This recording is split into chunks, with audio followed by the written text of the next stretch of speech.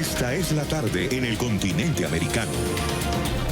Cuando anochece en Europa y amanece en Asia, así cae la tarde en el continente americano y transcurre la noche y el amanecer en el resto del mundo. La tarde fin de semana. Hola, sean todos bienvenidos a la tarde fin de semana de NTN 24. Los saluda como cada fin de semana Carlos Eduardo Sánchez. Es un gusto acompañarlos a través de la señal del Canal de las Américas. Recuerden que estamos en Twitter. Estamos como @latardenTN24, @CESánchezM. Es un gusto que nos acompañen, así comenzamos.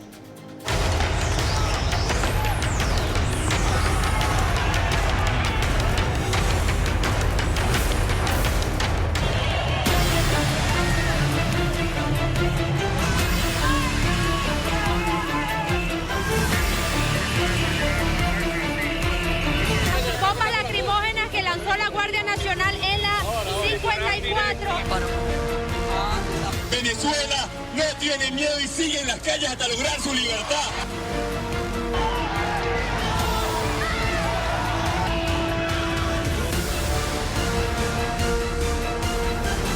Los guardias me gritaban, maldita vez que te vamos a matar.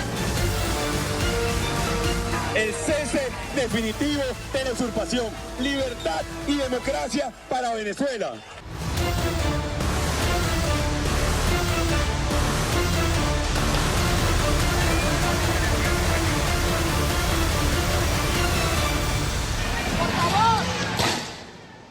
Los venezolanos se tomaron las calles del país en rechazo a las fallas en los servicios públicos y para iniciar lo que Juan Guaidó calificó como la primera fase de la Operación Libertad, con la que esperan diseñar una movilización popular que pueda llegar hasta el Palacio de Miraflores, que es la sede del gobierno. Sin embargo, esta marcha fue obstaculizada por la fuerza pública. Por ejemplo, la Guardia Nacional se tomó el punto inicial de llegada, que era la sede de la empresa eléctrica nacional, Corpoelec. Luego cuerpos de inteligencia detuvieron los camiones con el sonido y la tarima, por lo que se tuvo que improvisar. Luis Alejandro Laya en el lugar de la noticia con toda la información. Luis, buena tarde. Hola, buenas tardes. En Venezuela los ciudadanos marcharon a pesar de los impedimentos policiales. Un fuerte despliegue de cuerpos de seguridad, principalmente de la Guardia Nacional, en el punto de llegada. Impidieron que la movilización se diera exactamente hasta el lugar al que así había sido convocado. Además, el presidente encargado, Juan Guaidó, denunció que cuerpos de inteligencia retiraron plantas eléctricas e incluso los camiones que iban a ser utilizados como tarima. El miedo es de un grupito pequeño que mandaron a secuestrarnos, ¿saben cuánto? 4 camiones de sonido. Mandaron a secuestrar incluso a los trabajadores que estaban colaborando desde temprano para que no se escuche nuestro mensaje, para que no se escuche la voz del ciudadano, la voz de Venezuela. Pero no lo lograron ni lo van a lograr.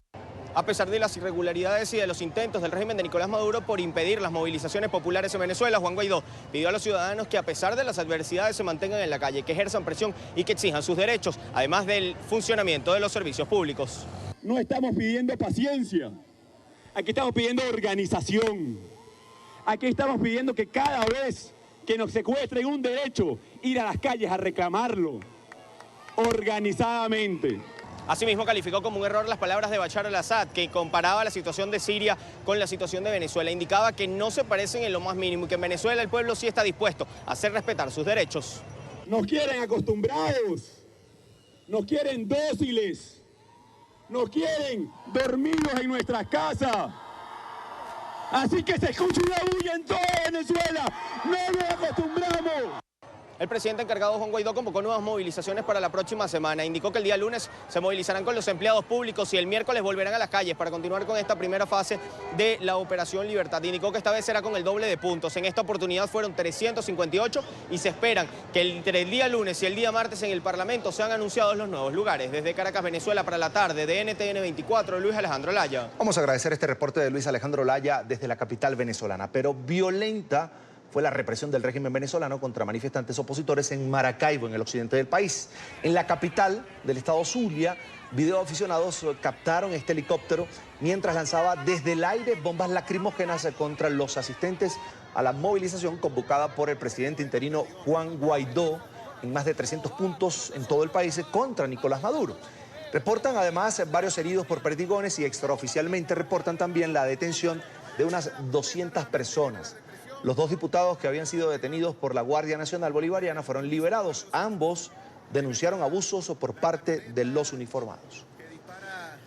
De manera sumamente violenta, inconstitucional, de verdad con una agresión terrible que creo que primera vez que vemos nosotros aquí en el estado Zulia.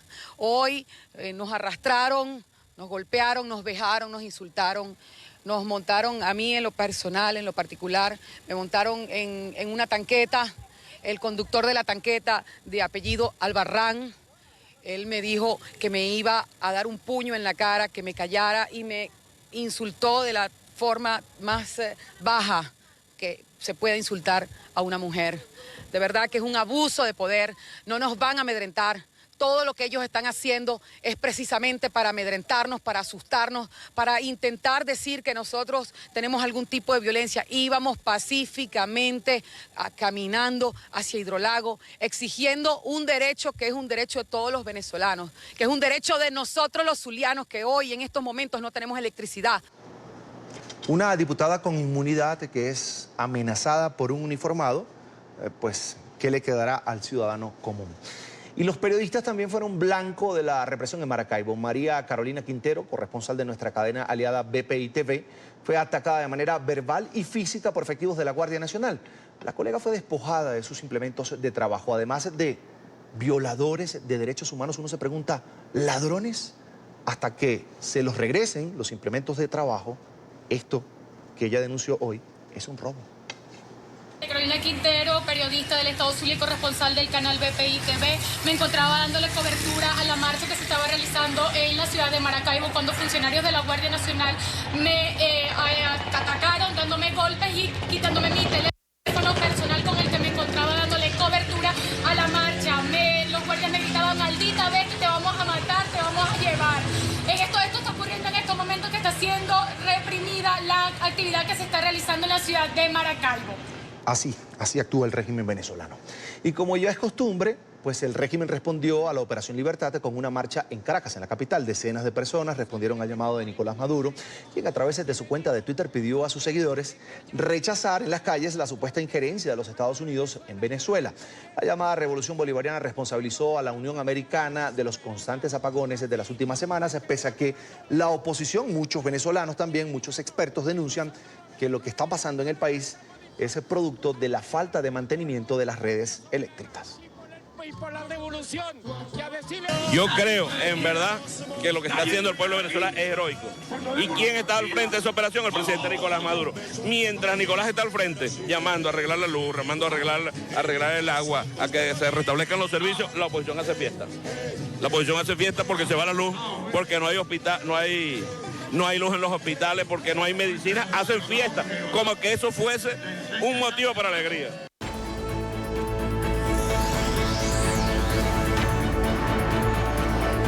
La tarde, fin de semana. Se venció el plazo para que el régimen de Daniel Ortega y la alianza opositora, la alianza cívica, llegaran a un acuerdo. La mesa de diálogos se suspendió tras no haber respuesta por parte del régimen a temas clave como reparación de víctimas, reformas electorales y, por supuesto, el adelanto de las elecciones, una petición principal de los sectores que están manifestándose en contra de Daniel Ortega. Los opositores consideran que Ortega no ha dado muestras de querer resolver la crisis sociopolítica que vive el país desde abril del año pasado. Por ello, dicen que seguirán luchando para que se respete el derecho a la protesta, a las manifestaciones y se liberen a todos los presos políticos, aunque 212 ya han sido excarcelados. Se estima que al menos 500 siguen tras las rejas. A esta hora le quiero dar la bienvenida a María Telles, dirigente del Partido Movimiento Renovador Sandinista de Nicaragua. Allí la veo en pantalla. Gracias por atendernos. Una muy buena tarde. Bienvenida. Cómo no, muchas gracias. Y es un gusto. El régimen de Daniel Ortega se había comprometido a no agredir más a los manifestantes opositores, incumplió. Horas después de esa promesa, pues la policía sandinista arremetió contra los detractores de su régimen. Incluso hubo nuevas detenciones y la pregunta es, ¿vale la pena de aquí en el futuro corto seguir apostando al diálogo como salida a la crisis que vive Nicaragua? Bueno, al diálogo siempre hay que apostar. Parte de la lucha cívica es el diálogo. Pero obviamente hay que ir al diálogo sin ingenuidad. Ortega es un mentiroso. Ortega puede firmar sobre las páginas de la Biblia, ¿verdad? Y simplemente incumplir. La única manera de lograr que Ortega cumpla con los acuerdos que él ha firmado es por la vía de la fuerza, es decir, por la vía de la presión nacional, de la resistencia nacional, de la lucha en las calles en Nicaragua y por la vía de la presión internacional. Por eso estamos recurriendo también en este momento a los países de Europa, Estados Unidos, América Latina, que se han comprometido a sancionar al régimen de Ortega si éste actúa de mala fe en la negociación que sostenía con la Alianza Cívica. Señora Telles, un factor determinante en la ruptura de las negociaciones es que el régimen se ha negado en reiteradas ocasiones a aceptar como garantes internacionales a la CIDH y a Naciones Unidas. Le pregunto a usted, ¿qué esconde el régimen de Daniel Ortega? Bueno, imaginémonos que lo único que pueden no querer garantes a dos instituciones prestigiosas de derechos humanos es el que piensa incumplir, el que piensa violar derechos humanos. Pues si el gobierno de Ortega no pensara violar los derechos humanos de los nicaragüenses, pues simplemente no sería ningún problema para él que viniera de nuevo la CIDH y que retornara la oficina del alto comisionado, de la alta comisionada de Naciones Unidas para Derechos Humanos. Pero bueno, también Ortega se ha negado a discutir sobre elecciones adelantadas, ¿verdad? Y se ha negado a discutir sobre los temas de justicia. Dígame algo, señora María, ¿cuál es la situación actual de los presos políticos? ¿Siguen los abusos? ¿Comen? ¿Reciben atención médica? ¿Cómo están? Los presos políticos y las presas políticas en Nicaragua están en condición de rehenes de Ortega, ¿verdad? Ortega se comprometió hace ya bastantes días con la Organización de Estados Americanos, con el propio secretario general, en el sentido de que iba a liberar a la totalidad de los reos políticos de manera incondicional y que además se escribió en el acuerdo que iban a mejorar las condiciones que tenían sobre todo los presos que estaban en cárceles de máxima seguridad, que no son cárceles de máxima seguridad, sino que son verdaderos cuchitriles, espacios mínimos, totalmente cerrados, donde las personas se deshidratan, donde no tienen agua potable, en las cárceles no hay alimentación debida, ¿verdad? Y estos son los problemas que están padeciendo presos y presas políticas en Nicaragua, ¿no? Ahora, en un escenario de elecciones generales, que también es una petición, por supuesto, de la oposición, ¿qué requisitos mínimos deberían cumplirse para que sean unos comicios realmente libres, transparentes, reconocidos, además, por esa porción de nicaragüenses que hoy día está en las calles reclamando un cambio político en el país? Bueno, lo primero que hay que hacer es que Ortega acuerde elecciones adelantadas. Ortega está incapacitado para gobernar justamente por los crímenes que cometió, no tiene ninguna legitimidad. Y por otro lado, pues no puede gobernar porque no hay acatamiento del pueblo nicaragüense. Es decir, tiene que haber unas elecciones adelantadas y estamos hablando de elecciones adelantadas en un plazo de no mayor de 9 meses. ¿Qué condiciones hay que cumplir? Pues hay que hacer una reforma total al sistema electoral, reformar el padrón, porque es un padrón que está completamente viciado, porque fue utilizado en fraudes electorales previos. Hay que cambiar el Consejo Supremo Electoral, que está totalmente controlado por Ortega, y hay que cambiar la manera en que se estructuran las juntas receptoras de votos, se acreditan los fiscales de los partidos políticos, tiene que haber autorización para que partidos políticos puedan competir, es decir, tiene que ser elecciones incluyentes. Y una cosa muy importante es que tienen que poder votar la totalidad de los nicaragüenses dentro y fuera del país. Y algo también que es esencial, que en Nicaragua ha sido uno de los espacios de los baches a través de los cuales se cometen fraudes, es el conteo de los votos. El conteo de los votos, el sistema de procesamiento de las actas y la transmisión de la información. Por eso hablamos de elecciones libres, limpias, transparentes, incluyentes y que además tengan observación internacional, cuenten con observación internacional. Bien, dígame algo, ¿qué ha sido de los paramilitares del partido sandinista? ¿Siguen operando con libertad? ¿Siguen amenazando además a quienes exigen un cambio político en su país? Bueno, los grupos paramilitares siguen operando. El sábado pasado estuvieron amenazando a jóvenes en el centro comercial Metrocentro, motorizados en combinación con la policía, pero además uno de ellos también disparó, hirió a 3 personas, a 1 de gravedad y 2 leves. Y todo esto a la vista y paciencia de la policía. Es más, esa persona que disparó ni siquiera está detenida, ¿verdad? Porque es parte de los grupos paramilitares que operan en coordinación con la policía de Ortega. Hemos tenido reportes de grupos paramilitares operando en León, en Nueva Segovia, en Estelí, en Granada, en Rivas, en distintos departamentos del país, que andan asediando líderes, que andan asediando personas, que andan amenazando, que andan pintando casas con amenazas de muerte y que también andan amenazando a las personas que han sido excarceladas y que se encuentran pues en sus casas, ¿verdad? Esta es la situación. Ortega no ha renunciado a la operación de sus grupos paramilitares. Por eso es que estamos demandando que se ejecuten sanciones contra un régimen que se niega a cumplir lo acordado y que se niega a tener y a cumplir con las bases mínimas de respeto de derechos humanos. Señora María, hablemos ahora de la hoja de ruta de la lucha por la libertad y la democracia. ¿Qué viene ahora? Bueno, ahora no hay nada, ¿verdad? Ahora lo único que viene es, como ayer se suspendieron prácticamente las negociaciones, lo único que tenemos en la mano es lo siguiente: un acuerdo de liberación total e incondicional de presos políticos conforme la lista que presentó la Comisión Interamericana de Derechos Humanos y un acuerdo de respeto a los derechos humanos de los nicaragüenses. Eso es lo que tenemos en la mano. Ambos están firmados por el gobierno. Ya están incumpliéndose, pero están firmados por el gobierno. La Alianza Cívica lo que va a hacer ahora es concentrarse en la implementación de estos acuerdos y demandar su cumplimiento al gobierno. El gobierno se negó a discutir temas de democracia, democratización y justicia.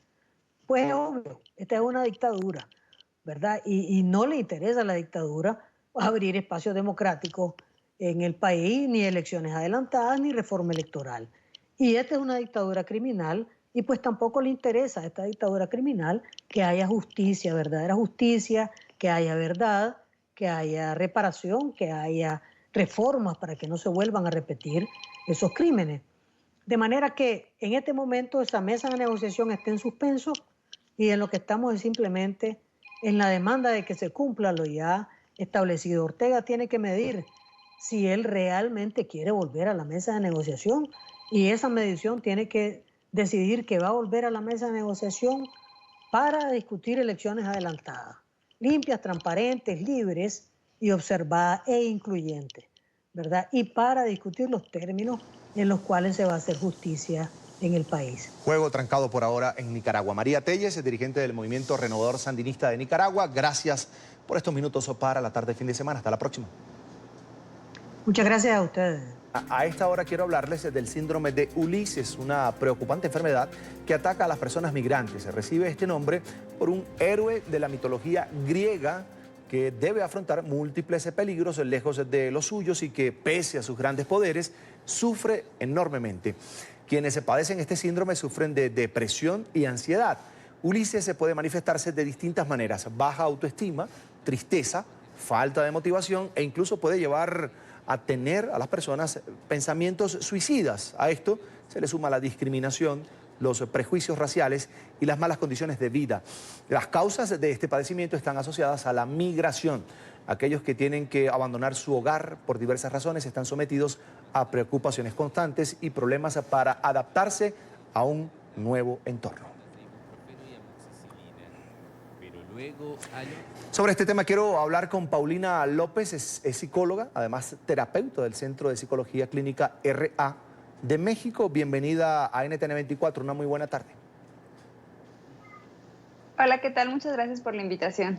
Es un gusto. Lo primero, ¿qué es el síndrome de Ulises? Pues mira, este es un síndrome que afecta a las personas que van a otro país, en la cual pues se caracteriza por una situación de estrés muy agudo que pueden presentar estas personas, ya que dejan a su familia. Se puede considerar como un duelo, ya que las personas pues están dejando en la mayoría de las ocasiones pues su vida, su casa, sus amigos, su trabajo, están dejando todo lo que para ellos era, para están dejando todo lo que para ellos es importante y pues esto genera un malestar y esto genera un malestar en diferentes áreas de su vida. Por lo general se presenta más en las personas que pueden emigrar de una manera ilegal hacia algún país en busca de pues una mejora de trabajo, de salud, incluso por algún matrimonio o algo similar. Ahora, ¿todos los migrantes sufren de este síndrome? ¿Quiénes lo pueden padecer? No, hay factores que pueden predisponer a que una persona pues, presente este síndrome. Por lo general está relacionado con situaciones en la cual la persona se ve forzada a emigrar a otro país por situaciones de pobreza, mejoras de trabajo, alguna situación complicada que hayan vivido en su país de origen, como podría ser un secuestro o algún robo. Y en ese sentido, pues son personas que están más propensas a presentar esta situación. Sin embargo, todos pueden presentar este tema, pero aquí el punto clave va a ser la intensidad. Va a haber personas que quizá lo sientan al inicio que llegan a este nuevo país, porque al final del día es como un duelo, pero habrá y que rápidamente se van a poder adaptar a esta situación, a diferencia de otras personas que quizá les pueda costar un poco más pues de trabajo debido a que quizá ni siquiera estaba en sus planes mudarse a otro país o quizá ni siquiera hablan el idioma. Hablemos de las causas de este padecimiento. ¿Cuáles serían? Pues bueno, las principales causas que una persona puede presentar este síndrome, pues básicamente se refiere a que se sienten aisladas, son personas que quizá no hablan el idioma en el país en el que se encuentran, son personas que son limitadas o que incluso pueden ser criticadas o juzgadas en el país en el que ahora se están presentando. Ahora, ¿cuáles son los síntomas? ¿Cuáles son los síntomas? Pues mira, por lo general es una angustia muy exacerbada que incluso puede llegar a ansiedad. Las personas se pueden sentir preocupadas, sobre todo si están de manera ilegal en ese país, pues la parte de la deportación, ¿no? Son personas que sienten mucho cansancio, no tienen motivación en realizar sus actividades, se sienten tristes constantemente. Esto puede llegar incluso a hablarnos de una depresión como tal que puede experimentar esta persona. Tiene como estos cambios a nivel corporal, quizá incluso alguna situación como dolor de estómago, dolor de cabeza, pero todo esto originado a esta serie de cambios que se está presentando en su vida. ¿Se podría catalogar este síndrome de Ulises como un trastorno mental o es más bien un cuadro de estrés intenso? Exacto, sí, más bien tiene que ver como un factor de riesgo que puede predisponer a que la persona tenga, como tú bien lo mencionas, estrés o como yo mencionaba hace un momento, incluso podemos hablar de una situación de depresión o de ansiedad y que esto pues obviamente estaría relacionado también con otros factores que predisponen a que esta persona tenga esta situación, pero como tal no es un trastorno mental. Yo tengo una duda, ¿es más factible que una persona migrante de bajos recursos sufra del síndrome? Sí, mira, aquí siempre podemos hablar de situaciones de probabilidad, no podemos hablar como de absolutos. Sí es más probable que una persona de escasos recursos, porque debido al contexto en el cual se presenta esta situación, quizá la persona cuando va a otro país ni siquiera lo tenía en sus planes o fue de repente la situación que se presentó. Obviamente cuando son de escasos recursos no tienen sus papeles en regla, entonces lo hacen de una manera ilegal y desde ahí comienza ese temor incluso a ser pues descubiertos, ¿no? Y cuando llegan a este país, pues obviamente son rechazados, incluso puede haber alguna crítica o burla y pues no tienen esta red de apoyo, alguna persona que los estuviera esperando, presentan situaciones pues de mucha marginación, contextos laborales pues no muy adecuados, a diferencia de una persona que quizá de un estrato social quizá más alto, que pues ya va sabe a dónde llegar, quizá lo esté esperando alguna empresa, alguna familia. Y aunque esta persona también puede presentar este duelo pues por dejar a su familia, por dejar su trabajo, el contexto social en el que se encontraba, va a ser menos probable que pueda presentar todas estas sintomatologías negativas. Bien, Paulina, una pregunta más. ¿Cuál es el tratamiento indicado para tratar a una persona que tenga o que padezca el síndrome de Ulises? Pues mira, creo que lo más recomendable es sentido las redes de apoyo que pueda tener esta persona, tanto en el nivel de salud médica básico, ¿no? Es decir, que la persona pueda ser atendido por un médico, por profesionales de la salud, para atender esta situación que se está presentando, ya que en muchas ocasiones incluso se puede dar de manera extrema que la persona ni siquiera ha probado un alimento. Y esto definitivamente pues, nos va a generar que la persona tenga este malestar y que no se pueda sentir bien consigo mismo o consigo misma. Entonces siempre debemos de ir desde la raíz o desde lo más básico o elemental, que en este caso sería pues, la alimentación, si la persona requiere algún medicamento, la cuestión pues, de cuidados básicos primarios va a ser fundamental en ese sentido.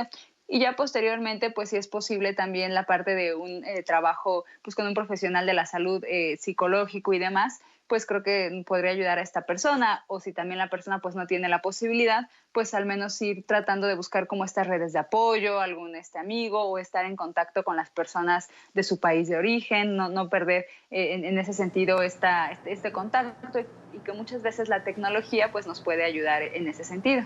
Es Paulina López, es psicóloga, además terapeuta del Centro de Psicología Clínica RA de México. Le agradezco mucho que nos haya acompañado hoy aquí en la tarde fin de semana. Hasta la próxima.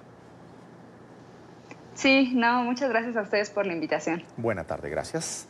Y el gobierno de Andrés Manuel López Obrador sí está deportando a migrantes. Para finales del mes de marzo, 12.746 personas regresaron a sus países de origen desde México. Las cifras son aún más altas que las registradas durante la administración de Enrique Peña Nieto. El informe es de nuestra cadena aliada en México, Imagen Televisión.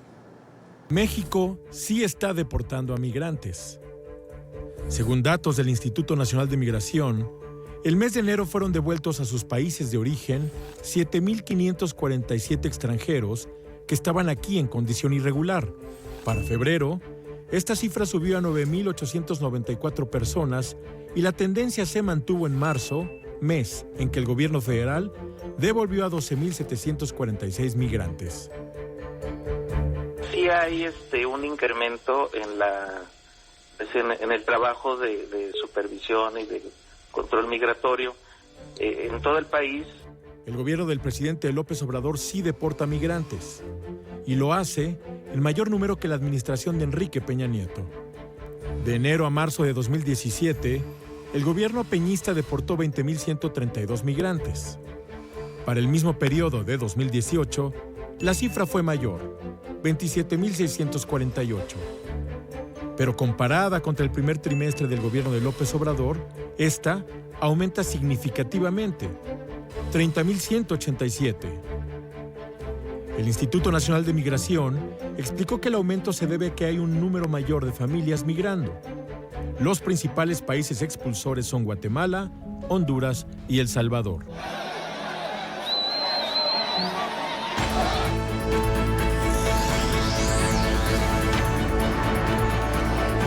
La tarde, fin de semana. Nos quedamos en México, pero vamos a hablar de otro tema. Implementan terapias de conversión para curar la homosexualidad. En 1973, la Asociación de Psiquiatría Americana eliminó la homosexualidad de las páginas de su manual sobre trastornos mentales.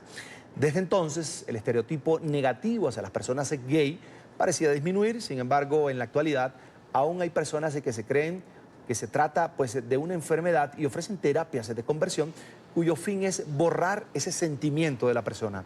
La directora de Análisis Legislativo y Asuntos Internacionales del Consejo Nacional para Prevenir la Discriminación, CONAPRED, afirma que estos tratamientos se basan en premisas falsas que pueden ser potencialmente dañinas y que además alimentan un estigma negativo sobre la homosexualidad y finalmente eso se transforma, se torna en un caldo de cultivo para la homofobia. Vamos a hablar de este tema con Citlali Hernández Mora, es senadora mexicana por el partido Morena, allí la ven en pantalla. Ella impulsa un proyecto de ley en el Congreso mexicano para que se prohíban este tipo de terapias de conversión de homosexuales. Bienvenida a NTN 24. Hola, muchas gracias. Qué gusto, Carlos Eduardo. Gracias por la invitación. Senadora, bienvenida. Lo primero, ¿este tipo de terapias son legales ahora mismo en México? Pero tampoco son ilegales. Es decir, se están realizando, como en muchas partes del mundo, sin que haya o exista una sanción. Y justamente lo que ahora estamos buscando es que sean ilegales y que haya una sanción administrativa para profesionales de la salud que la practiquen y penal para quienes estén detrás, para quienes las difundan, para quienes estén realizándolas con total impunidad en este momento. Ahora, ¿usted cree que estas terapias alimentan un estigma negativo sobre la homosexualidad y que termina siendo un caldo de cultivo para la homofobia? ¿Cómo llega usted a esta conclusión? Sí, totalmente. Me parece que este tipo de terapias, primero, abonan la idea de que la homosexualidad es una enfermedad. Y ese es un tema que cuando yo iba naciendo en los 90, en la Organización Mundial de la Salud, se dio ya el debate y creo que en pleno siglo XXI tendremos que tener claro que no es una enfermedad. Segundo, es un acto de discriminación que atenta contra la dignidad de la persona, que por supuesto agrega o aumenta a las actitudes de homofobia que tenemos todavía en la sociedad y es una acción también que excluye a la pluralidad de los seres humanos y por muchas otras razones es que a nosotros nos parece pertinente, en el caso de México y esperamos que en otros países también se avance en ese sentido, legislar, porque estamos hablando de denigrar o atentar contra derechos elementales de una persona. Senadora, ¿por qué usted cree que estas terapias son solo un negocio o más bien un robo a las personas? Sí, yo estoy convencida de que detrás de estas terapias hay robo, hay charlatanería y hay una lógica clara de lucro. Es decir, en una familia cuando se entera que su hijo o su hija tiene un gusto homosexual, pues lo primero quizás que hagan es quizás pedir un consejo. Es decir, es real que en las familias no se sabe cómo reaccionar y hay familias que terminan entendiendo que lo único que tienen que hacer es amar e incluir a sus hijos. Pero hay familias que terminan tocando distintas puertas, algunas, lo digo con mucho respeto, sobre todo religiosas, y las respuestas que les dan es, tu hijo se tiene que curar, es una desviación de conducta o algo vivió en su infancia que tenemos que curarlo. Y por supuesto que cuando tú buscas curar algo que no es enfermedad, hay una charlatanería, hay una mentira y hay un engaño. Y cuando tú buscas, digamos, llevar a una familia o a una persona a estas terapias, aun cuando sabes que no es un tema que se cure, pues por supuesto que hay un lucro y hay un engaño y creo que eso es lo que está pasando. O sea, acá en México tenemos varios testimonios de, sobre todo jóvenes y adolescentes que nos dicen, pues después de someterme a horas sin ver a nadie, a días de reclusión, a tener a personas que me estén diciendo que yo estoy mal, que puedo curarme, que no sé qué, pues después de varios días llega un momento en el que frente a tu torturador te sientes culpable y les dices, sí, ya estoy curado. Pero la realidad es que no cambia el gusto que tienen ni la decisión que se toma de ser libres. Entonces, hay un negocio claro y justamente creo que estamos nosotros acá, lo vemos en México, tocando intereses de negocio cuando hablamos de prohibir las más llamadas terapias de conversión. Senadora, dígame algo, ¿en qué va la reforma del Código Penal y la Ley General de Salud? Y le pregunto, ¿con estos cambios buscarían también prohibir este tipo de terapias de conversión de personas homosexuales? Sí, claro, justamente la iniciativa que presentamos plantea la prohibición de estas terapias y que existan, si no se engloban o si no se enmarcan dentro de un ámbito jurídico legal, pues va a seguir existiendo impunidad y va a haber, digamos, probables víctimas que no tengan a dónde recurrir. Pero si legislamos, que eso es lo que estamos buscando, para que esté en el Código Penal, para que se considere como un delito de discriminación, con un delito que atenta contra la dignidad de una persona, lo que vamos a provocar es inhibir esa práctica y que si se sigue realizando, que están empresas o grupos de cualquier tipo alrededor de estas terapias, pues podamos tener sanciones y podamos, digamos, llevarlos ante la justicia. Porque hoy se realizan de manera impune, de manera secreta, todo el mundo sabe que existe, hay víctimas lamentablemente, tenemos casos de personas, mujeres que son violadas con el permiso de sus familias con la finalidad de curarles, entre comillas, y bueno, esta iniciativa justamente plantea que se consideren las terapias de conversión, o las mal llamadas terapias de conversión. Acá las hemos denominado ECOSIX, que les llaman, ¿no?, esfuerzos para corregir y modificar la orientación sexual, dentro del Código Penal como un delito, y para los profesionales de la salud, insisto, que lo practiquen, pues que también tengan una sanción administrativa, porque no solo sería falta de ética, sino al legislarlo ya sería cometer el delito. Ya para finalizar, ¿qué recomienda a quienes buscan la cura de la homosexualidad? Bueno, el consejo, el mensaje que yo le daría a las y los jóvenes es decir que tenemos una gran responsabilidad como generación de hacer entender a quienes están del lado nuestro, atrás o delante de nosotros, que este es un mundo que tiene que construirse cada vez más para todas y para todos, y cuando hablamos de igualdad lo hablamos en todos los sentidos, y que nunca permitamos que alguien cuestione lo que nosotros decidimos ser, hacer, a quien decidimos amar, y que en ese sentido, bueno, tenemos una gran responsabilidad, primero de sensibilizar a nuestras familias, y segundo de sensibilizar a la sociedad, y de seguir luchando por los derechos más elementales y por una gran bandera, que creo que es la gran bandera de la humanidad, que es la libertad de ser lo que queramos ser, sin que se nos cuestione, sin que se nos torture, sin que se nos señale. Y pues el reto es enorme, porque lamentablemente en pleno siglo XXI hoy todavía vivimos un mundo que nos impone un molde de ser, de pensar, de decir, de amar, de vestir, y creo que esos moldes son peligrosos, son violentos, son innecesarios, y hay que irlos rompiendo de la manera más lista, más creativa, más inteligente y más amorosa posible. Y en el caso de quienes somos tomadores y tomadoras de decisiones, pues tenemos que abonar a ello. Vamos a agradecer a Citlali Hernández Mora, es senadora mexicana por el partido Morena, por estos minutos para la tarde fin de semana de NTN 24. Una muy buena tarde. Gracias por estar con nosotros. No, al contrario, un gusto y un saludo para todas y para todos. Hasta la próxima. El presidente interino de Venezuela, Juan Guaidó, sigue en la mira del régimen de Nicolás Maduro. Las amenazas desde la llamada Revolución Bolivariana no cesan, mientras que la Asamblea Constituyente Chavista Madurista ya solicitó el allanamiento de la inmunidad parlamentaria a Guaidó, e incluso desde ese escenario, desde esa tribuna, han pedido llevarlo al paredón. Y la pregunta es, ¿se atreverá Maduro a detener al mandatario encargado? Desde el mes de enero, cuando el presidente del Parlamento, Juan Guaidó, se posesionó como mandatario interino de Venezuela, como el presidente encargado de Venezuela, el régimen de Nicolás Maduro inició una persecución en su contra.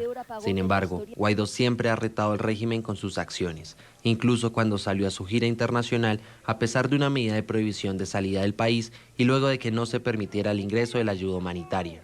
Es el mismo que dijo que entraba por Maiquetía y ahí lo estamos esperando. García Carneiro le tiene el comité de recepción con José Alejandro ahí. Por ello, el Tribunal Supremo de Justicia, al servicio del régimen de Nicolás Maduro, abrió una investigación en contra de Juan Guaidó por supuesta usurpación de funciones. Este martes, la Asamblea Constituyente Madurista solicitó el allanamiento de su inmunidad al jefe de la Asamblea Nacional, para así poder enjuiciarlo. Primero, autorizar la continuación del enjuiciamiento del ciudadano diputado de la Asamblea Nacional Juan Gerardo Antonio Guaidó Márquez, titular de la cédula de identidad números 16.726.086, de conformidad con lo establecido en el artículo 200 de la Constitución de la República Bolivariana de Venezuela. Juan Guaidó respondió denunciando que la Asamblea Nacional Constituyente no tiene el poder para allanar su inmunidad parlamentaria. Recordemos, esto es persecución, esto es dictadura, así que ellos tomarán... ¿Qué significa? Lo que tú has visto, Gaby, asesinato político, persecución, preso, secuestrado, persecución a la prensa, pero nada de eso significa más que la libertad de nuestro país. Varios mandatarios de los más de 50 países que han reconocido a Guaidó como presidente encargado se pronunciaron al respecto. No solamente es el Grupo de Lima, sino muchos países del mundo que ya han reconocido a Juan Guaidó como presidente interino y a la Asamblea Nacional. y consideramos que una detención de la dictadura, una persecución criminal a él, amerita un claro rechazo y una acción multilateral muy firme para el restablecimiento del orden en Venezuela. El mundo está a la expectativa de lo que pueda pasar en las próximas horas con el presidente interino Juan Guaidó. Su detención sería una nueva vulneración a la democracia en Venezuela. Nos acompaña a esta hora desde Caracas Nickmer Evans, es politólogo. Siempre es un gusto conversar con él. Nickmer, bienvenido, una muy buena tarde. Gracias por el contacto, Carlos. Es un gusto. Vamos a hablar varios temas. Voy a comenzar por el tema de una eventual captura de Juan Guaidó, porque está planteado así, es lo que busca la Asamblea Constituyente madurista, y luego vamos a hablar de otros temas, por ejemplo, lo que pasó hoy, el inicio de esta Operación Libertate, pero comencemos por allí. Nickmer Evans, que conoce muy bien el monstruo, ve posible un juicio a Guaidó en las próximas semanas? Mira, ellos van a hacer todo lo que esté a su alcance para poder garantizar la preservación del poder. Sin embargo, no hay que subestimarlos, no hay que pensar que ellos van a hacer o van a generar acciones abruptas en el contexto que tengan repercusión en el contexto internacional, porque ellos están muy claros sobre las consecuencias que ya están fundamentalmente viviendo en este momento y que podrían vivir en los próximos días como consecuencia de la complicación, que sería profundizar aún más sanciones en el contexto internacional de las que ya se tienen.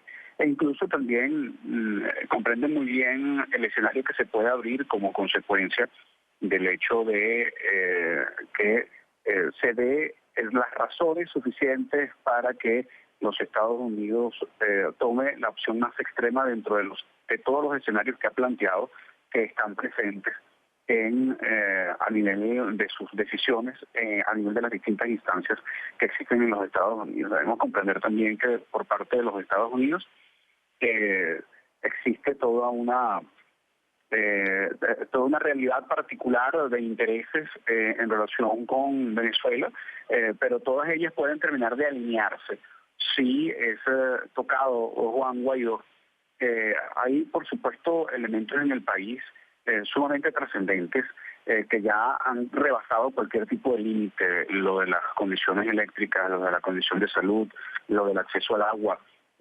Por supuesto que todos estos elementos son absolutamente dramáticos, pero en el contexto internacional el hecho de que se ha apresado alguien que debe gozar de inmunidad parlamentaria y además que en este momento esté en funciones y que haya jurado asumir las funciones del Ejecutivo por la condición de irregularidad en relación a la usurpación del poder en manos de Maduro, pues por supuesto que sería la tapa del frasco, ¿no? Sería el elemento desbordante de cualquier cosa que pudiese conducir a una decisión extrema y radical por parte de algunos sectores de los Estados Unidos, que se debate también en Europa y que temas que se debaten además también en América Latina, y que por supuesto pondría un altísimo riesgo el ejercicio de preservación del poder que han logrado hasta ahora preservar los que usurpan el poder en Venezuela, ¿no? Nickmer, puntual, para ti, ¿es automático el régimen de Maduro detiene a Guaidó, Estados Unidos sale con algo? Yo creo que la reacción más automática es la reacción del pueblo venezolano. Eso sí es absolutamente previsible. Y la acción previsible es que se generaría una confrontación aún mucho más compleja, mucho más aguda y mucho más dramática. Sería una verdadera provocación por parte del régimen de facto el hecho de que generar una acción como esta en medio de la capacidad de movilización que se tiene en este momento producto de la activación de la Operación Libertad es claramente desafiar la furia del pueblo venezolano que está en este momento terminando de organizarse y de alinearse con una movilización que hoy por los primeros estimados y preliminares podremos estar hablando de más de 2 millones de personas activadas en la calle versus lo que ellos lograron movilizar, que no logró más de 150.000 personas. O sea, es una proporción pues a la N potencia. Y ya para el miércoles se está planteando duplicar esa cifra porque se pretende duplicar los puntos en los cuales se han generado las movilizaciones. Para hoy se lograron 390 puntos de concentración a nivel nacional. Y la idea es que para el miércoles se pueda duplicar esa cantidad. Estamos hablando casi de unos 800 puntos a nivel nacional. Si esto lograra generarse, por supuesto que esto implica un mayor esfuerzo del que se hizo hoy, estaríamos hablando de la posibilidad de movilizar para el miércoles 5 millones de personas, quizás, y ellos tienen la profunda incapacidad de movilizar cuando esta movilización depende estrictamente de la capacidad de movilización de las organizaciones políticas. Por supuesto que ellos tienen a los milicianos y tienen a los funcionarios públicos como entes de movilización obligatoria y sometida y subordinada, pero ya ni siquiera a esos espacios les están respondiendo a la posibilidad de la capacidad de movilización para relleno o para capacidad de tomar la fotografía del día en donde traten de aparentar cantidad de personas movilizadas. Y yo creo que esto advierte claramente el hecho de que la lucha que se libra desde el punto de vista de la capacidad de movilización la tienen perdida. El asunto es que ellos siguen teniendo el control de las armas. Nickmer, yo entiendo la Operación Libertad como la planificación, la organización de los ciudadanos para luchar contra algo que quieren cambiar, que en este caso es el régimen de Nicolás Maduro. ¿Tú le tienes fe a esa vía de lucha en Venezuela tal y como están dadas las condiciones políticas en el país? Disculpa, no te escuché la pregunta exacta. Me decías que si le tengo fe. Yo entiendo que la Operación Libertad es la organización, estructuración de la sociedad, de los venezolanos como tal, para protestar, para luchar de manera pacífica, democrática, política, por un cambio, es decir, para luchar contra el régimen de Nicolás Maduro. Y la pregunta es, ¿tú le tienes fe a esa vía para que llegue el cambio político en Venezuela? Claro, por supuesto, pero en el marco de un conjunto de acciones. A ver, sería supremamente ingenuo pensar que solamente con la movilización de la gente en la calle se va a lograr el objetivo del cese de la usurpación. Es un elemento fundamental. Es la teoría del globo. La teoría del globo es la necesidad de la presión interna para que el globo reviente, pero hay que entender que el globo también, alrededor del globo hay factores externos que influyen en la posibilidad de que este globo pueda reventarse, la intensidad del sol, la posibilidad de la utilización de objetos punzopenetrantes para reventar el globo en el momento en que esté en su momento de mayor estiramiento. A ver, lo que quiero utilizar, esta imagen la quiero utilizar un poco para comprender que sin la presión interna, sin que el globo esté inflado, no puede haber ningún otro tipo de acción. Pero que solamente dependa del aire no es exclusivo.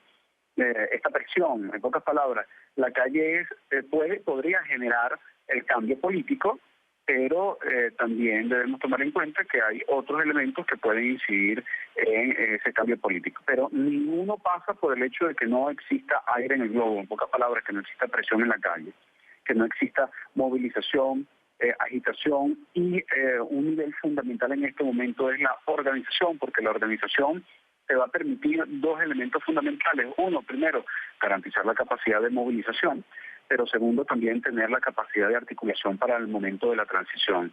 O sea, es un elemento fundamental para garantizar el reordenamiento desde el punto de vista político, administrativo, social. Entonces, pues es inevitable que este esquema no conduzca efectivamente a la posibilidad de un objetivo concreto, que es el cese de la usurpación, pero no se puede dar un atributo exclusivo. El otro elemento fundamental que hay que analizar es el proceso de negociación que debe generarse. No podemos nosotros satanizar el término de negociación siempre y cuando se comprenda que este proceso de negociación es necesario incluso en las guerras más cruentas. no ha habido ninguna guerra que cese si no hay un proceso de negociación. Aquí no hay guerra, afortunadamente, y no queremos llegar a ella.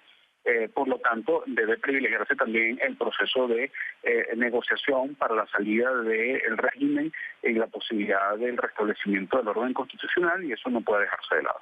Nigmer, dos cosas. La negociación, el venezolano que está padeciendo la crisis le da mucho miedo cuando escucha esa palabra porque lo lleva a pensar inmediatamente en impunidad. ¿Cómo la ves tú? No. A ver, yo creo que está muy claro que cuando estamos hablando de los tres pasos, el cese de la usurpación, el gobierno de transición y elecciones libres, estamos hablando de la necesidad de que lo tenemos que hacer en un criterio, bajo el criterio de nación y bajo el criterio de Estado.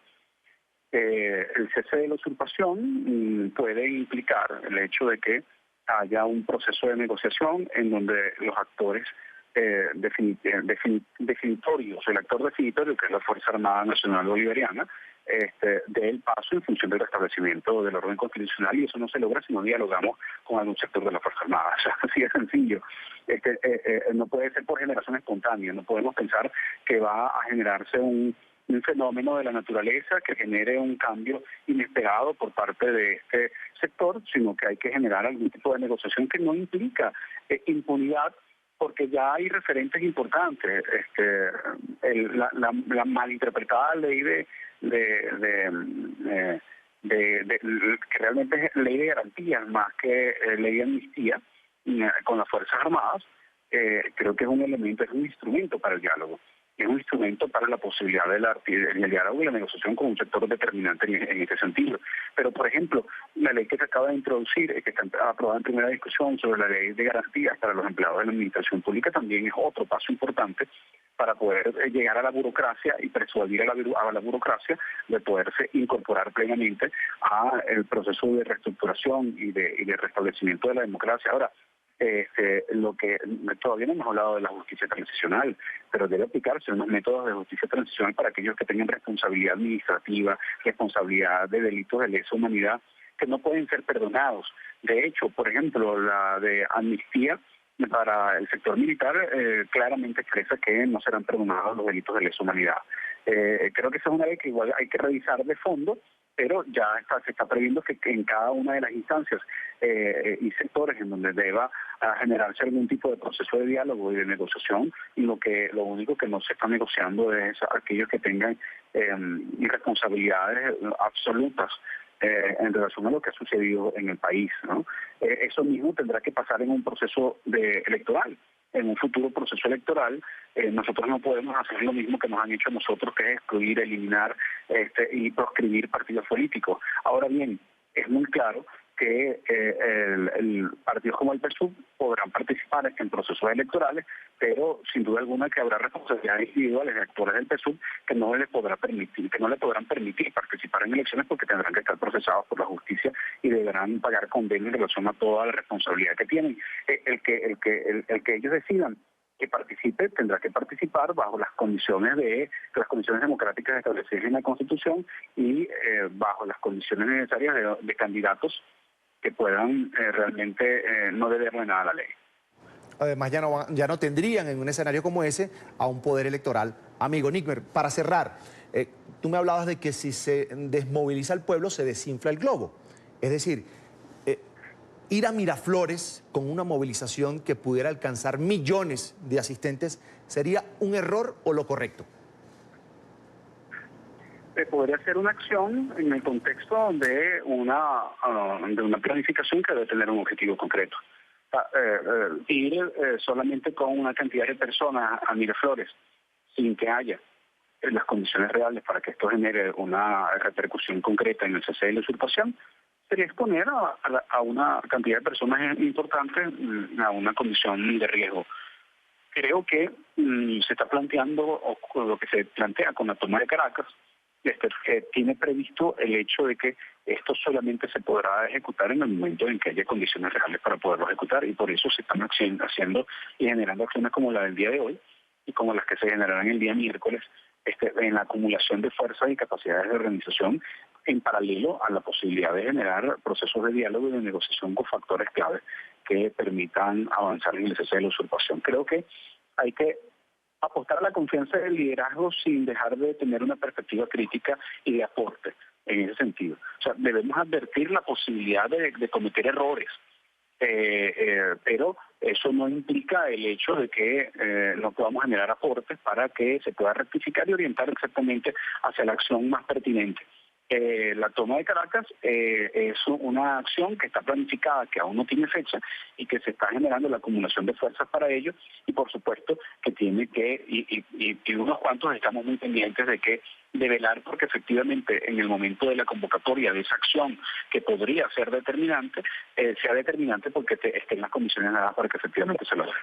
Entiendo bien, perfectamente, Nickmer. No hay un manual para luchar contra una dictadura, además, moderna. Es Nickmer Evans, politólogo, coordinador de conflicto y miembro del Frente Amplio Venezuela Libre. Como siempre, es un gusto conversar contigo, Nickmer. Estamos en contacto. Buena tarde. Muchísimas gracias a ustedes. Un gusto. Y la firma Mega Análisis realizó una nueva encuesta en Venezuela. El objetivo de este estudio era investigar y conocer la situación social y política del país. En la encuesta participaron 1.040 personas en los 16 estados más importantes de la nación suramericana. El mecanismo de recopilación de información fue telefónico en todas las clases sociales y se desarrolló entre el 28, 29 y 30 de marzo. El margen de error es de 13,4% y el nivel de confianza es de 97%.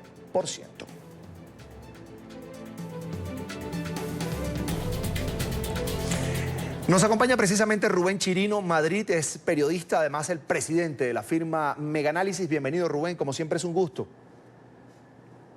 Muchas gracias, Carlos. Estamos por analizar esta encuesta.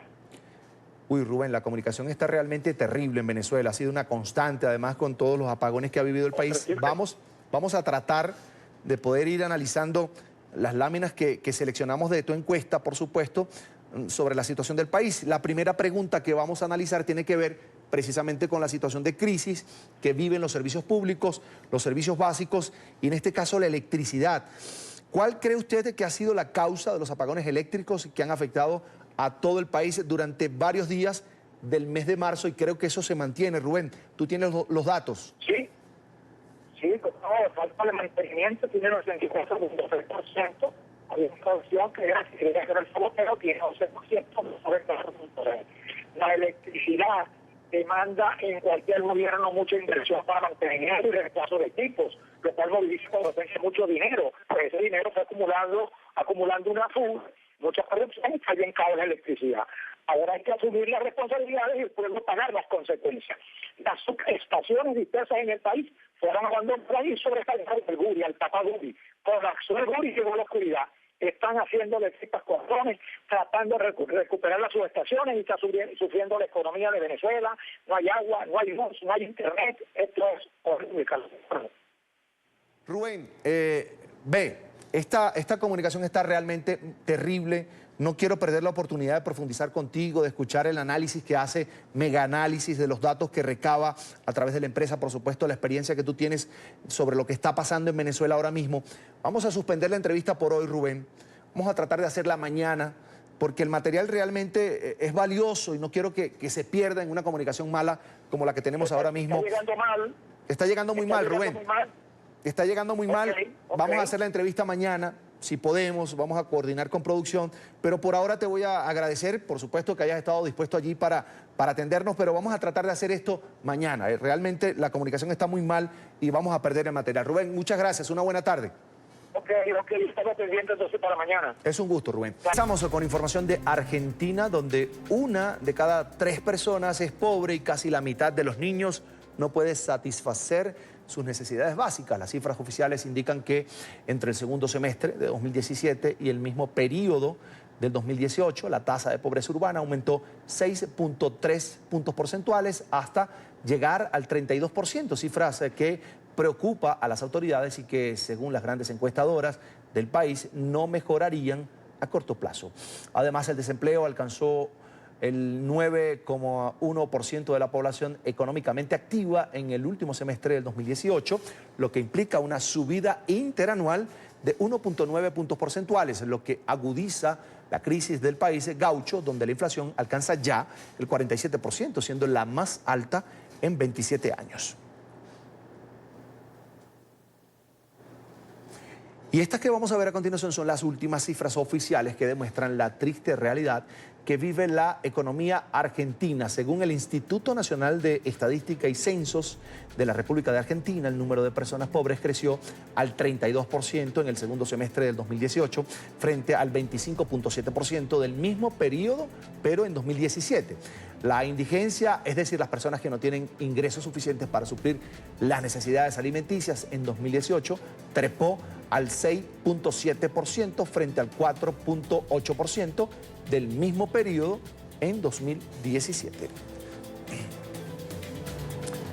Y estas que vamos a ver son las provincias de Argentina donde se presentan mayor índice de pobreza. Las provincias de Misiones, Corrientes, Formosa y Chaco son las más afectadas por la pobreza con un índice de 40,4%. Le siguen Jujuy, Salta, Catamarca, Santiago del Estero y La Rioja con 34,5%. Y por último se ubican Santa Fe, Entre Ríos, Córdoba, Buenos Aires, San Juan, San Luis, La Pampa y Mendoza con 31,5%. Bien altas.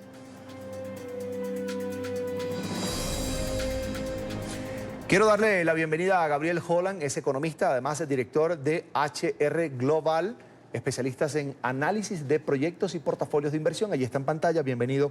Una muy buena tarde. Hola, buenas tardes. Carlos Eduardo Sánchez y televidentes en Colombia, grandes amigos.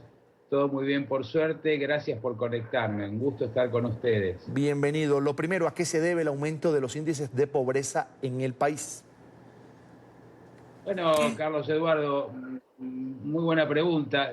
A mí me toca por trabajo circular, transitar por los países de Sudamérica y diría que la pobreza estructural es algo que uno ve de México para abajo, incluso en los Estados Unidos en algunos casos, de forma bastante marcada.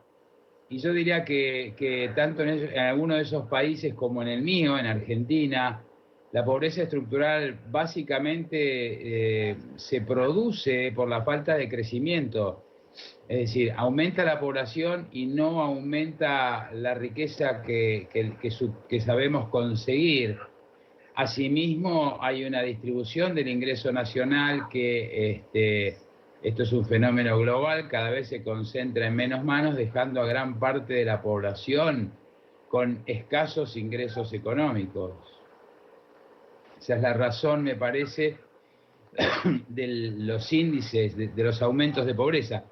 Me gustaría decir que los índices son un número, como dicen por ahí, millones de personas en un problema es solo un número, un solo caso es una tragedia. Y en esto es exactamente lo mismo, un solo caso es una tragedia.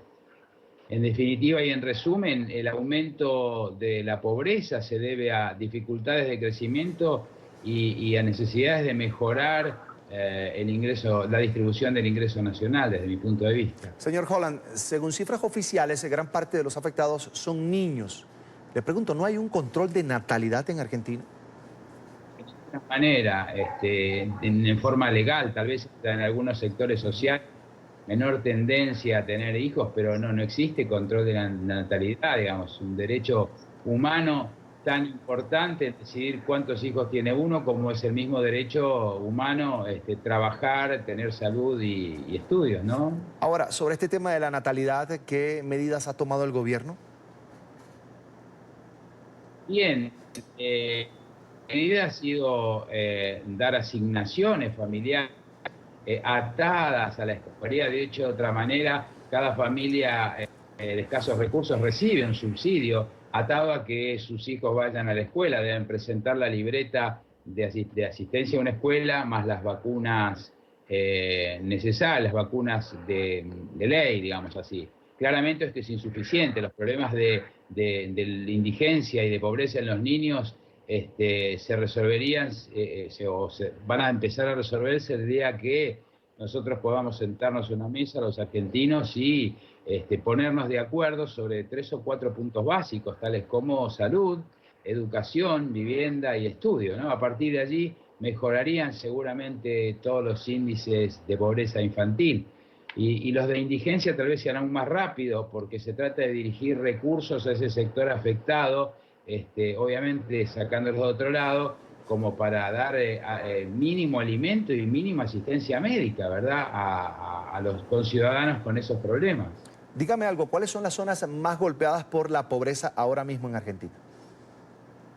Bueno, es tradicional el noroeste argentino, parte del noreste, algunos bolsones de la provincia de Buenos Aires, cercanos a la capital federal, a la cual llegan migraciones de gente que no consigue trabajo en sus provincias, en las provincias en que han nacido o en que viven, y vienen a la capital a buscar trabajo en la construcción y otro tipo de tareas. Por lo tanto, en resumen, se siente básicamente en las provincias del norte argentino y afuera la capital federal, Gran Buenos Aires, provincia de Buenos Aires, que son las zonas que mayor densidad, estas últimas, de población tienen. Y bueno, ahí cuando cae el trabajo en la construcción y sucedáneos y otro tipo de trabajos vinculados a la construcción, bueno, es donde más se siente ese desempleo y ese desempleo estructural, porque lo bueno sería que tuvieran trabajo en sus lugares de origen, no tuvieran que emigrar, ¿verdad? Pero dado que eso se dificulta, bueno, se concentra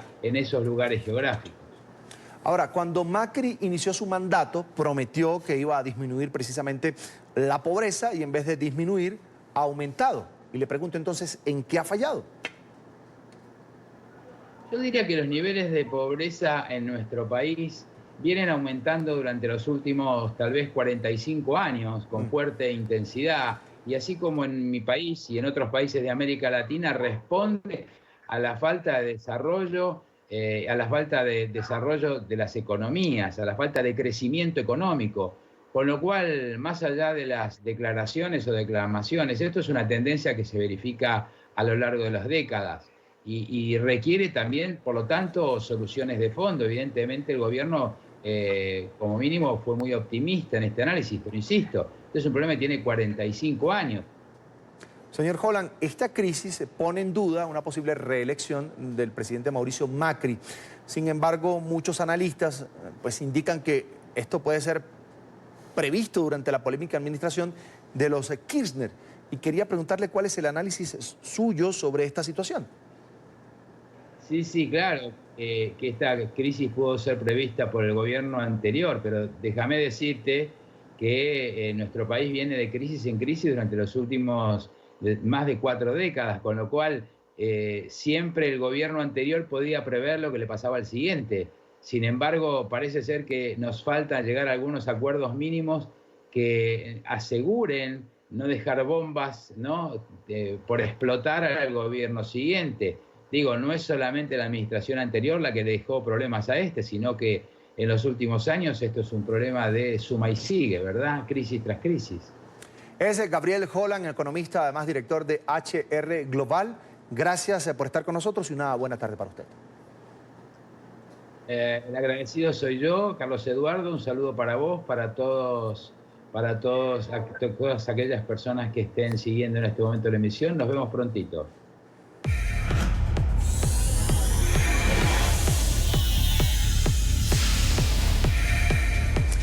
Revisamos otras noticias del mundo hoy y comenzamos en Afganistán. 3 muertos y 19 heridos es el saldo que dejan 2 explosiones simultáneas en el este del país. Entre los heridos se cuentan 2 niños y 8 efectivos de las fuerzas de seguridad. Ningún grupo ha reivindicado la autoría de estos atentados que se registraron en uno de los puntos de origen de la filial afgana del grupo terrorista Estado Islámico.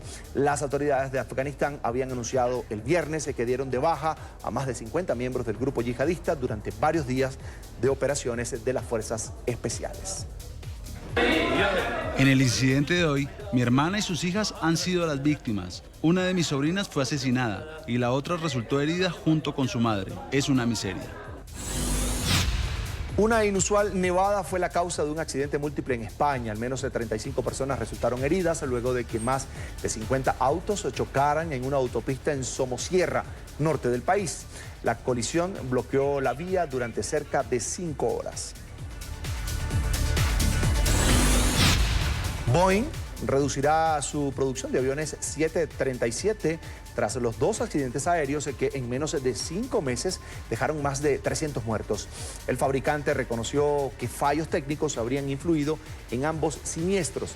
La compañía planea producir 42 aparatos por mes desde mediados de abril, 10 menos de los que produce actualmente. La compañía informó que la medida sería temporal y no afectará puestos de trabajo ni otros programas relacionados con los modelos 737. Hay alerta en el norte de Tailandia por los altos niveles de contaminación del aire. En varias zonas las nubes se funden con la densa capa de smog que obliga a miles de residentes a usar tapabocas. Los incendios en bosques de la frontera del país son la principal causa de la emergencia.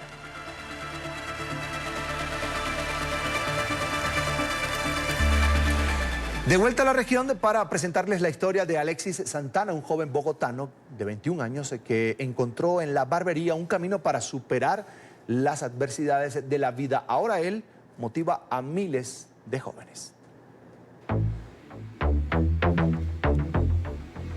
Alexis Santana es un barbero bogotano que desde muy joven ha tenido que enfrentar la dura realidad de la violencia en Colombia. Luego de que su hermano quedara en coma por culpa de un conductor irresponsable, prometió ser el mejor barbero del país. Todo empieza por mi papá, ¿sí? Desde pequeño mi papá siempre tenía pues su máquina y él decía, bueno, pues para evitar pagar en otras barberías un corte que valía, no sé, 10, 12 mil pesos, pues venga, yo los peluqueo. Entonces yo dije, bueno, qué chévere poder plasmar el dibujo y el arte en la cabeza de otra persona y más viendo que mi propio papá lo hacía. Alexis creció en medio de drogas, pandillas, secuestros y atracos en uno de los barrios más peligrosos de Bogotá, Alborizadora Alta, conocido por muchos como el corazón de la violencia, en donde la vida y la esperanza para los jóvenes que habitan en él gira entre homicidios y violencia. Pero hoy, con orgullo y a pesar de estas adversidades, cuenta una historia diferente. Los 14, 15 años yo le decía a mi papá, papá, a mí me gusta esto de la barbería, si me interesa, y pues tuve mi primer, por decirlo así, puestico en mi casa con una silla de internet. Después de uno de los peores sucesos de su vida, su hermano, quien entró en coma inducido, hoy es su principal motivación. Un domingo y llega mi madre pues, en un carro particular con una camiseta roja chorreando sangre, ¿sí? Y llega ahí llorando, Alexis, su hermano, mataron a su hermano. Un suceso que lo motivó a apartarse definitivamente de los malos caminos y encontrar el oficio de su vida. Desde ahí fue que empezó mi amor más por decir, tengo que hacer algo más allá, tanto por mi hermano y tanto por mí. Actualmente Alexis se atreve a trabajar y enseñar en barberías colombianas el corte realista, que consiste en plasmar rostros y figuras en la cabeza de sus clientes. Bad Bunny, 50 Cent, David Quintero y hasta mandalas hacen parte de sus creaciones. Por su talento como barbero, Alexis tiene la admiración y el respeto de muchos jóvenes y adultos que lo han visto crecer como persona y profesional. De hecho, el barbero, más que barbero, se vuelve como un amigo de la persona. Por eso hoy envía un mensaje a quienes, como él en el pasado, pueden estar atravesando por malas situaciones que muchas veces llevan a tomar el camino fácil. Yo lo que le digo a los muchachos es, busquen sus sueños, luchen y apasionense por lo que están haciendo. Ante la cámara de NTN 24, frente en alto y con todo el optimismo, Alexis promete al mundo que no va a descansar hasta ser el mejor barbero de Colombia.